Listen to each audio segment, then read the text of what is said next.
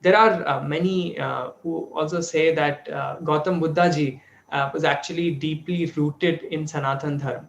And it makes me wonder why, again, this is something that is hidden from most people. Can you tell us about that as well? Well, certainly he was also a king in the line of the Ikshwakus and the line of Sri Ram. And as I said, even there's a famous story called Buddha Charita of Ashwagosha, a Sanskrit classic. But what does he say in the beginning of the book? Adi Kavya is Valmiki's Ramayana. So they are coming from that tradition. Also, Lord Buddha followed the Kshatriya Dharma. He was a king. In fact, one thing Lord Buddha did is he used the kind of Kshatriya discipline to organize the monastic orders in India. Prior to that, they were more, like in the Hindu tradition, they were more individual, smaller groups. They weren't so well organized that way. So what did he also do? He also brought in all these connections. He studied with Sankhya yoga teachers, he says. He uses the term Sanatana Dharma. Dhammapada has a whole chapter on the Brahman. Brahman not as a caste, but Brahman as the wise person. And throughout history, a crossover of the teachings. Even in Indonesia, they had a Shiva Buddha tradition as well.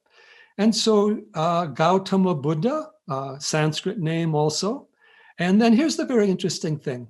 The Buddhists say that prior to Lord Buddha, 5,000 years before, was an earlier Buddha called Kashyapa.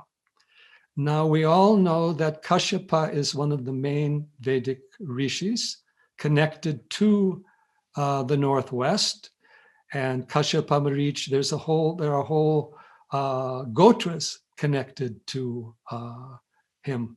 So we see many commonalities there, and we see an ongoing connection. But again, differences. You have to understand, Sanatana Dharma is not a name-based, not a name form exclusive tradition. It has existed for thousands of years. So it has many related names.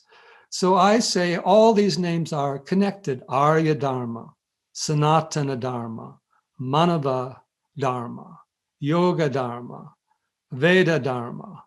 All these things are connected, even Buddha Dharma. In fact, in Sanskrit thought, Buddhi is the higher mind.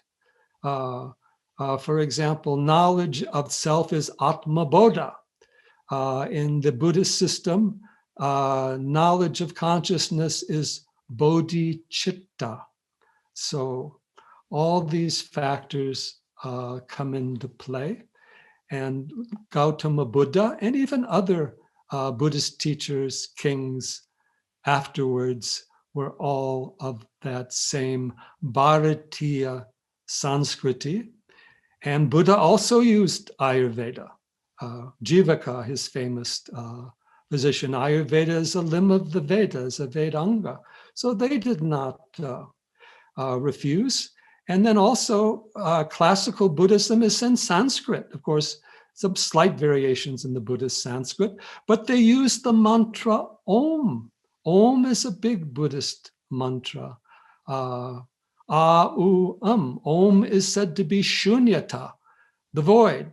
And yet in the Vedic thought, Om is also akasha, space.